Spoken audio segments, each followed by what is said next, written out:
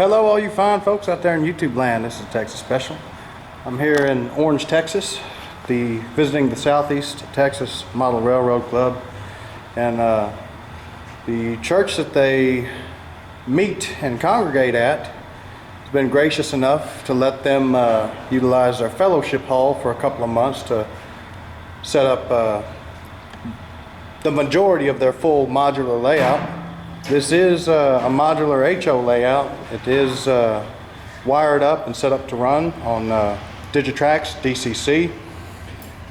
Right now they said it was set up the biggest it's ever been set up, 98 feet in length total. It is a big layout. It's a very impressive layout, and they've been very gracious and very generous hosts. Allowed me to walk around and drool a little bit, and I had to clean up after myself and wipe off the spittle after I was done drooling. But you can see that, as I said, this is a modular layout. They are constructed to very basic specifications with respect to how the main lines correlate with the edge of the railroad, so that they can actually connect everything together. But other than that, they allow their members pretty well unlimited range of build what they want to build and detail it how they want to detail it. And as you can see, it's come up with a rather interesting variety of modules. They've got a couple of freights running, a little UP local and this Texas and Pacific manifest freight. You can see they've got a couple of yards running, or a couple of yards set up, a little BN local there in the siding. Cab track.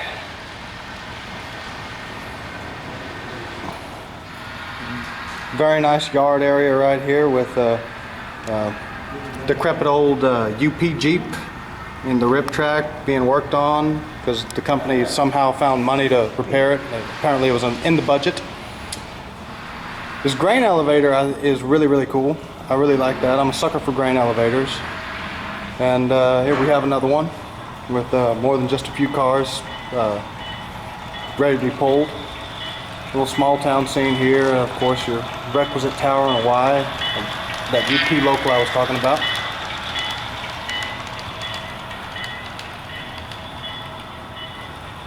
A little Tropicana orange scene. One of the members here built. They did a good job. The streets, for the most part, line up with minimal issues there. A cattle scene, ranch scene kind of deal. Of course, the old water tower for the steam locomotives, a little Quonset hut, a farm scene, material yard, and an aggregate dealer, and a little spur right there. And that's pretty much the entire layout. And like I said, they had told me that this was the largest they had set it up ever, length of 98 feet.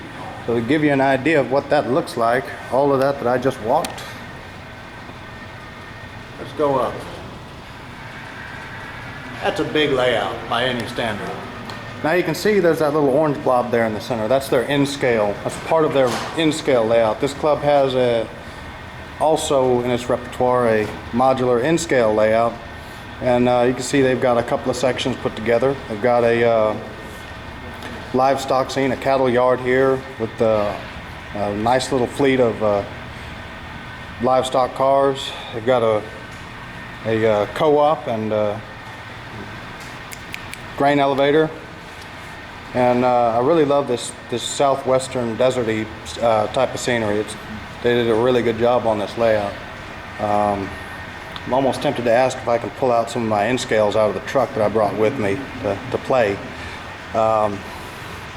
But that being said, let's meet some of the members and I guess get some up close and personals of the trains doing their thing on the layout. This is Mike. He's the president of the club here, the Southeast Texas Model Railroad Club. Forgive me, I'm not trying to look like a cool guy. I just forgot to switch glasses before I got out of the truck. Mike, you mind telling me a little bit about the club? Our club has about 26 members in the club, and we have all different age groups, and we have all different occupations. We've got a guy that's a lawyer, we got guys that are plant workers, we got guys that are carpenters, cabinet builders. So we have a little bit of everything, as most model railroaders do. This is a modular club. Most of our modules, the standard module is 2 foot by 4 foot. And individual members make their own modules. We have some specifications that they have to go by because the tracks have to line up so that all the trains go together and run on the tracks properly. We try to match the scenery up as best we can too. We like the grass all to be about the same color. And where we have roads, we'd like for the roads to kind of line up where it looks like it's consistent. Now what we do is we set this up like dominoes. When we configure it for whatever we have the room or limitations to. Sometimes we have to go around post. Sometimes we have a smaller room. Sometimes we have a larger room. And those type of things determine on how big we can set up and how many modules we can put in it. The setup we have right now is probably the largest that we've set up. And we meet here at Grace Lutheran Church in Orange, Texas. We have a regular meeting here. We meet on Monday nights at 7 o'clock. And we usually have an attendance of about 10 to 15 members to show up. For a group of 25, that's not a bad attendance. Oh, no, that's not. And all of the guys don't come every night. You know, it depends on what their work schedule is or what I'm allowed to do. So, but we have a good turnout. Everybody works real well together, and we just enjoy model railroading. We do about 6 shows a year, and we go to Galveston and a couple of shows in Houston. We go up to Jefferson, Texas, and most of these shows are the larger shows where there's usually 4 to 6 layouts set up similar to what we've got, in different scales, of course. And we're just one of the 4 or 6 that are set up. But we have a good attendance of people coming through on these shows. A lot of people are interested in model railroading and they come out. We designed this layout so that it's a little lower than you see most model railroaders. We were a little concerned about that whenever we figured out what height we were going to set it, because we were wondering about little hands reaching over and touching it, but that has not been a problem. Matter of fact, it's really been to an advantage because a child standing on the floor can look at the layout, and a lot of times we'll see Daddy say, "Hey, I drive a cement truck just like that one right there." You know, so they can relate to each other real well. The layouts that have it up higher, usually a parent has to hold the child up and the child doesn't get to see the whole layout. Whenever we set the layout up, we try to set it up in a similar configuration to what we have here in kind of a U. We'd like for people to be able to walk around the layout and be able to see both sides of the layout. This way they can view from different directions and see it from different sides. Also, it opens up the spectators to come in and visit with us and talk about model railroading. And we get a lot of interaction between the public and other people interested in model railroading, because they feel free to come in and walk around and point out and ask questions and stuff, and we enjoy visiting with them. I thank you for the time that y'all have allowed me to wander around. I do have, do y'all do operating sessions or just get together and run trains? Good question. Usually whenever we go to shows, people want to see trains running. So what we'll do in a show is just run around in the loop and just let it just run. But when we're set up, and like the way it's set up now, we'll probably run a couple of operating sessions on here. We do have businesses all over the layout, and we'll go in and drop cars off and pick them up, you know, at the grain elevator over to rock materials yard. We've got a mining area over here. They'll pick up rock over here and take it over to the materials yard and drop it off over there for the dump trucks and stuff. We have a couple of places where they can unload their rock at. We have an oil well where they pump crude out of the ground. They take it over to the refinery, and at the refinery they drop off the crude oil. They pick up a tank car load of refined product, and they take it over to the distribution center. And at the distribution center, they drop the tank car off over there to be loaded into tractor trailer rigs and smaller trucks to be taken to the gas stations. So there's operations all over the layout that complement each other. We have the materials yard over there. We have a regular rail yard over there, which is part of the operation that all cars can be dropped off in. We have lumber yards. We have grain yards. So all of the things kind of complement each other. So when we run an op session, you can actually drop these cars off at the locations and pick them up at other locations and distribute them around the layout. We usually run with a flow chart of the cars to be picked up and dropped off. And we can also run it on car cards, but we found it easier to run it on the manifest list and drop them and pick them up off the manifest. It seems to work better. But we have car cards also. For those people that come and visit the layout and are used to running car cards, we can hand them a stack of cards and say shuffle them. Well, thank you for taking the time and allowing me to come in and document this and give you all a little bit of free advertising. If you're in the Orange area, passing through on the highway, on the interstate. Interstate 10. On I-10, that I've been on all day, that I should have known. Definitely take the time, if you can, you know, if you're going to be passing through, email this man or any of the other members of the club. They're very gracious hosts. They've been nothing but gentlemen. We do have a website, and it's Southeast Texas Model Railroad Club, and the website is the abbreviations SETMRC.com. So we can be reached there. There's listings there how you can email the officers of the club or members of the club, and you're free to do that. We'd be welcome to hear from you. And if you have any questions about anything, you can email us a question and we'll get back with you. So, if you're in the area, you should definitely stop by. If possible, obviously don't just drop in. Get with them.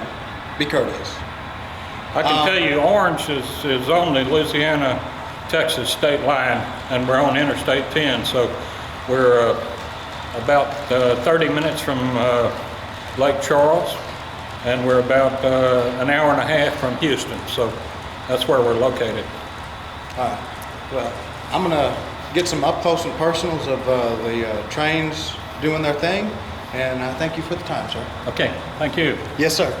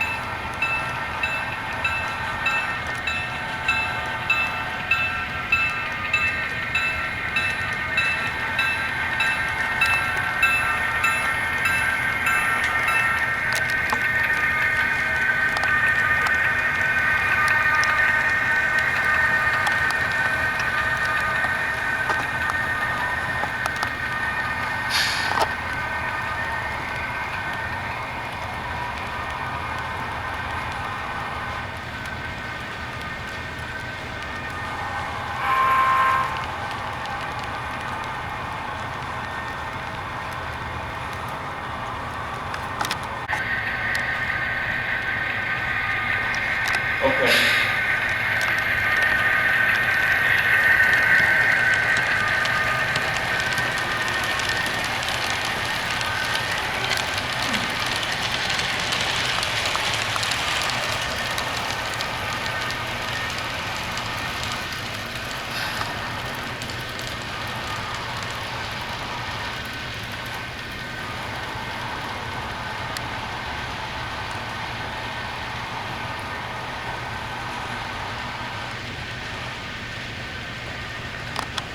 I grew up in Victoria. All about that.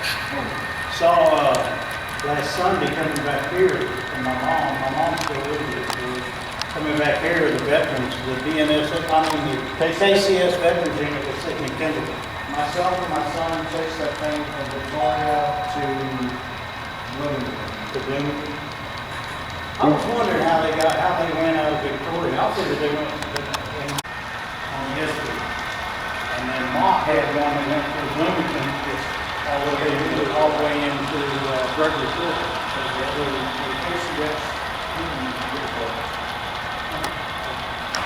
You need to stage a beat or something for? Oh, no, you're fine. You're fine. I just let them run. Just let them Okay. run. Let them do their thing. Okay. When you try to handle it, you set stuff up. I understand.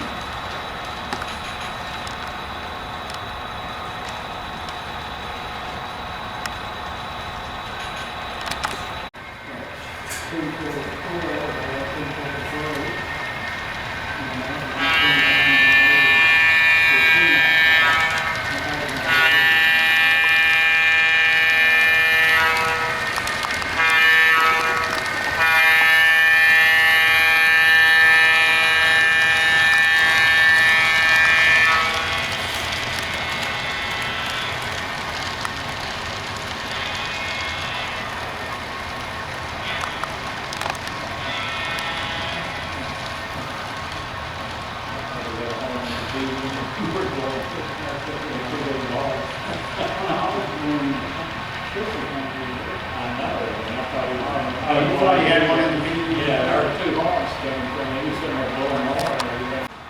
And Sunday morning wasn't real heavy traffic, but there's so much construction, there's no place to pull off. Because I've gone back, if I could have pulled off reasonably, I would have pulled off and gone back. I'll tell you what. More than once. I have picked that exit right there Yeah. and just pulled off right there. Right there where that ends, where like next to the theater. Yeah. More than once I've stopped right there. Yeah, I came around that corner and came around that curve and I told my wife, I said, oh, Gunford's KCS veterans unit. Sitting there in all its glory. Now see, that's the old Brown. I think it's called Brown. That Brownsville store.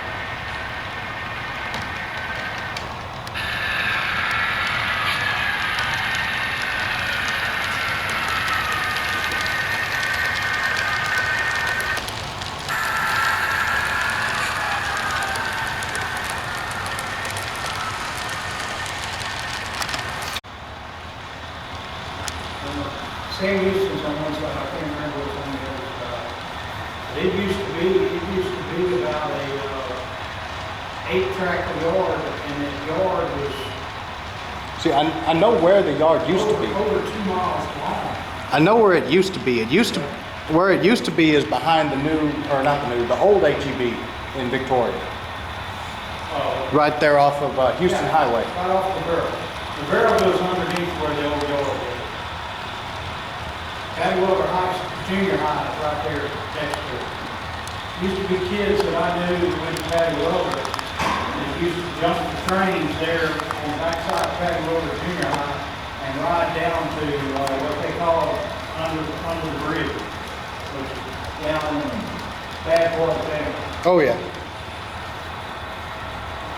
There used to be a railroad bridge right there on where 59 business comes out of town, going to Goldman's Hill.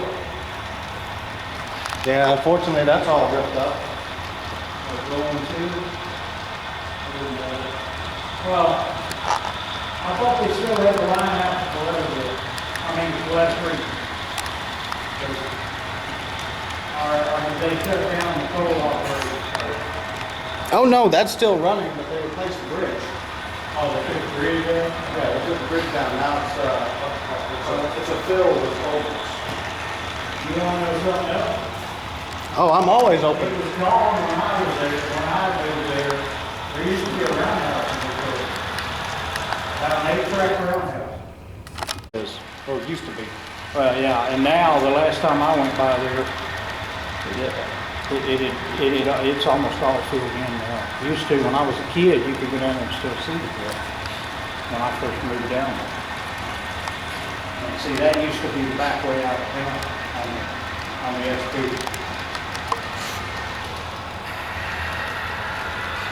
Well, I need to put the house From the side, Yeah. I need to pick them up. No, I'll just put it inside. Okay.